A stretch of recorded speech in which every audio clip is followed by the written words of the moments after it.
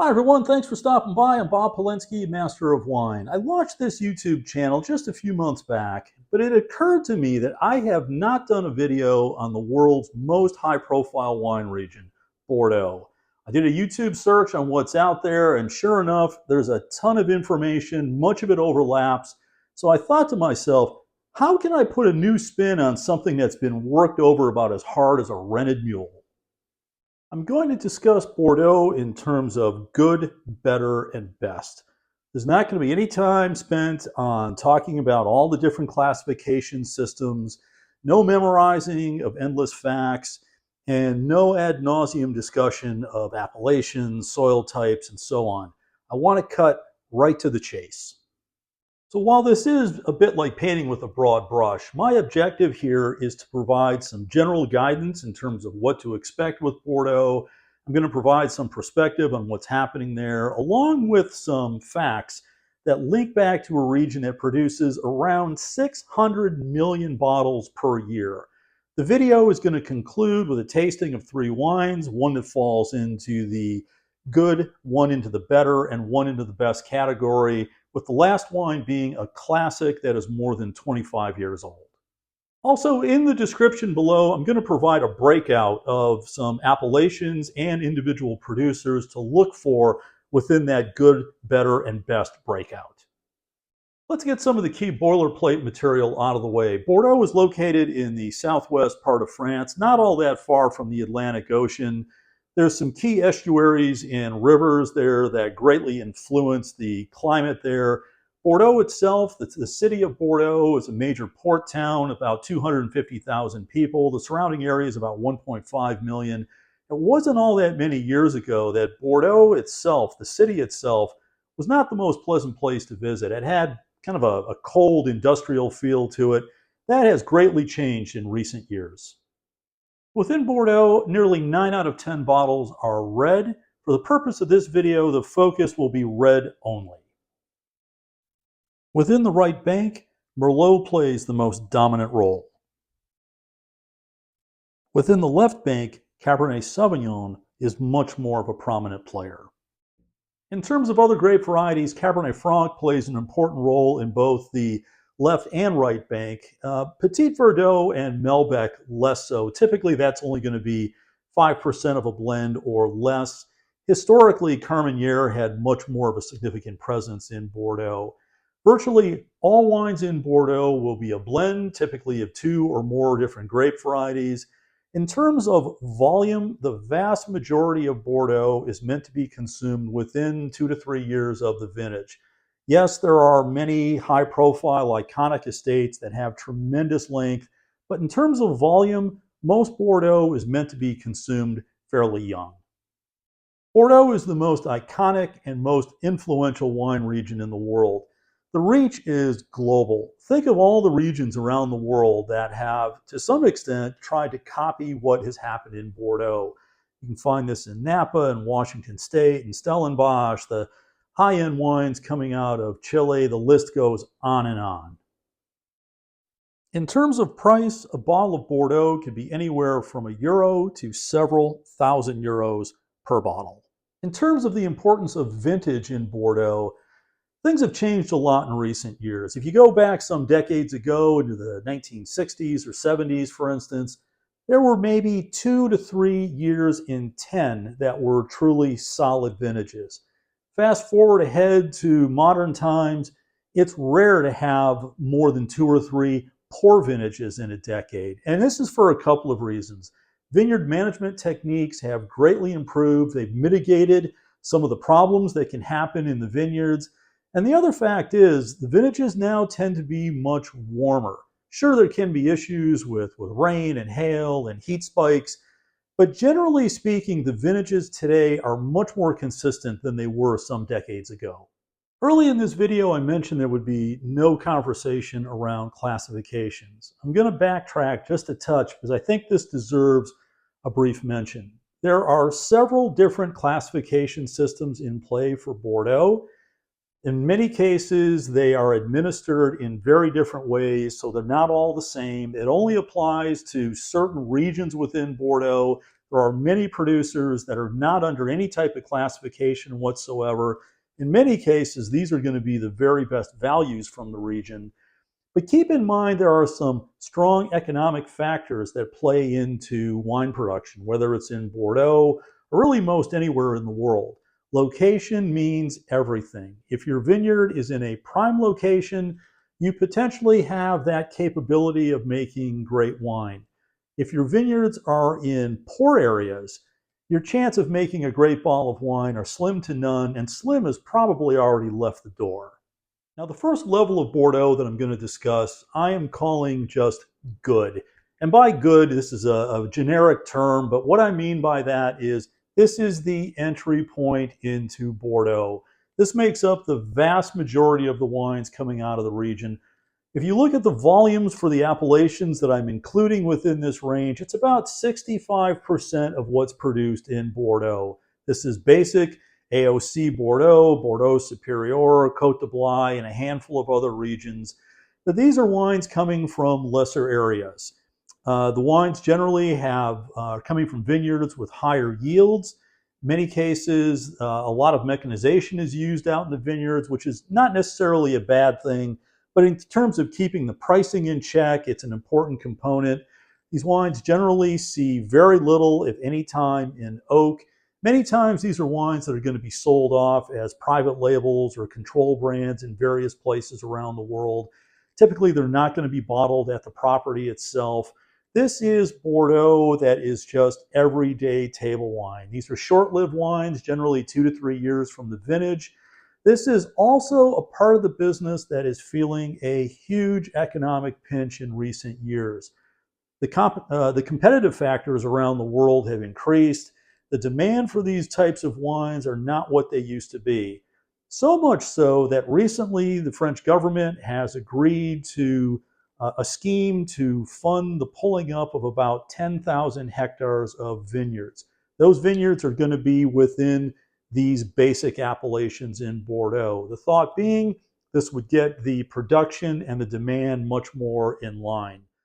I've just poured wine number one. It's a Chateau Clairac Côte de Blaye 2018, 80% Merlot, 20% Cabernet Sauvignon. I picked this up at a Costco in California for $6.99.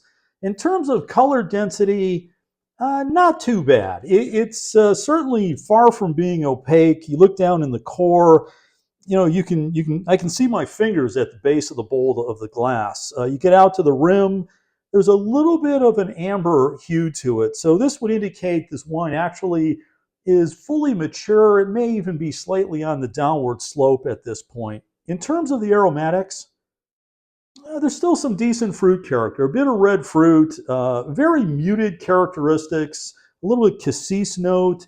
I'm not getting any hint of oak. It's a very clean, direct style of Bordeaux, but very simple in terms of aromatics. On the palate, it's soft, round. There's some good intensity, pretty good presence up front. It falls off a bit on the back palate. Very simple style. The tannins are quite soft.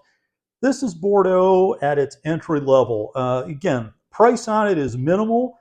All things considered, this is not a bad example of what it's supposed to be, but again, a very basic version of Bordeaux.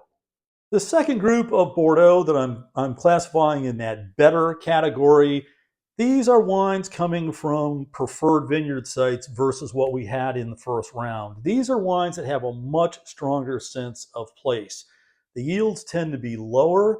Oftentimes, there's much more attention to detail in the vineyard because these wines fetch a higher price. There can be an investment into the vineyards, unlike the entry level. Many of these wines will have a higher degree of oak, sometimes new oak. These have a strong sense of place. For me, this is where the best values are within Bordeaux. These are appellations like Fronsac, Lalande de Pomerol, Montagne de Saint-Emilion. Many of the second or third wines from some of the more iconic chateaus would fall into this category as well. Also, there's a category called Cru Bourgeois, and many of the wines within that category also fall into this group. These are generally going to be wines in that $20 to $60 US range. The one that I've poured is one I've had many times over the years. It's a 2019 Chateau de la Marquise. This is from Medoc. This wine has much more Cabernet Sauvignon than the previous wine. And this one I bought at Total Wine in California for $29.99. In terms of the color density compared to the previous wine, this wine is much deeper in color. It's a very youthful wine. There's no doubt about that. The core is much darker. As you get out to the rim of the glass, it has much less fade. There's no browning. This is obviously a very youthful wine. In terms of the aromatics, it has that black currant characteristic to it. There's some black fruit. Certainly there is a whiff of oak in this wine. It's pretty tight. It's a young wine, so this needs a little bit of aeration. It's only been open maybe 10 minutes or so. On the palate, this wine has much more concentration than the previous wine. There's bigger fruit intensity. It's riper. It's denser. There's more volume on the palate. There's just a lot more going on in terms of that front, mid, and back palate. The tannins in this wine are quite pronounced. Again, very youthful wine. Tannins are tight as a banjo string. That would indicate this wine has some potential to age. That's supported by the fact that the structure is quite full. Leads me to believe that this wine probably could keep for about 10 years with no issues. This third and final group is simply what I'm calling the best. And it's a little bit of a catch-all phrase, but what I'm looking at are the most iconic producers that have a long history of producing fantastic wines. Many of these are going to be in the left bank, in areas like Margaux, Saint-Julien, Saint-Estèphe, Pauillac, and Pessac-Léognan as well. In the right bank, there is Saint-Emilion and Pomerol. These are the regions that have the strongest sense of place. This is where the whole reputation of Bordeaux is built. Those iconic chateaus that get absurdly high sell prices all around the world. The demand typically is well beyond what the supply is. But as a result of that, there is tremendous input into the vineyard and into the winemaking process. The yields tend to be low. There is an uber concentration on producing the most pristine, ripe fruit. Every step in terms of maximizing that fruit potential is taken. In some cases, there may even be multiple passes through a vineyard at harvest time to ensure that only the ripest, most perfect fruit is harvested. The oak influence in these wines is quite pronounced, oftentimes with significant new oak. These are wines that have tremendous aging potential, oftentimes for decades. In terms of price points, we're looking at, I'm saying $60 and up, but the reality is it's north of 100 and oftentimes north of 1,000 without a whole lot of effort. The wine that I'm pouring for the third and final is a 1996 Chateau Malascot Saint-Exupéry Margaux. This is something I've had cellared away for 20 plus years in my cellar. The wine looks to be in great shape. The fill level was very good. The cork was in great condition. This is a third growth. This is one of the great classified chateaus. And the point that I'm trying to make on this is we've gone now from entry level to mid-range to the uber premium style of Bordeaux, all technically Bordeaux, stylistically quite different than one another. Now, when we get to this last wine, because it has a significant age to it, there is some fade in the color. The color is not all that dense. You get out to the rim of the glass, it does show a little bit of fade, a little bit of browning, which is not uncharacteristic for a wine of this age. Very nice aromatics, but it's all tertiary notes. Maybe a touch of red fruit, but beyond that, it smells a bit like shiitake mushroom. There's some smoky oak. There's that cedary character. There's a bit of a graphite note, but good intensity in terms of aromatics. Really nice weight to it. It's round, it's rich, good volume on the palate. It carries through to the back palate. Might be slightly over the hill. It might be a tiny bit of volatile acidity there, which is an indicator of a wine that's going to be in decline. But overall, the wine's holding together quite beautifully. Did a quick check in terms of what this wine sells for. If you can find it, it looks like it's around $200. The current releases from this property, and this property has gone under some massive change in recent years. I actually think the wines they produce today are better than the wines produced 25 years ago. But the current vintages are about $75, $80 from what I've seen. But a beautiful example of what a top end Bordeaux should be. In the description below, I'm going to list several wines that you can look for when you're out shopping for Bordeaux. I'm going to heavy up on that better section because that's where all the great value is. Please do hit the like button and do comment. I try to follow up on each and every one of those comments. I hope you're drinking something great tonight because I think I'm going to be doing okay. And until next time, cheers.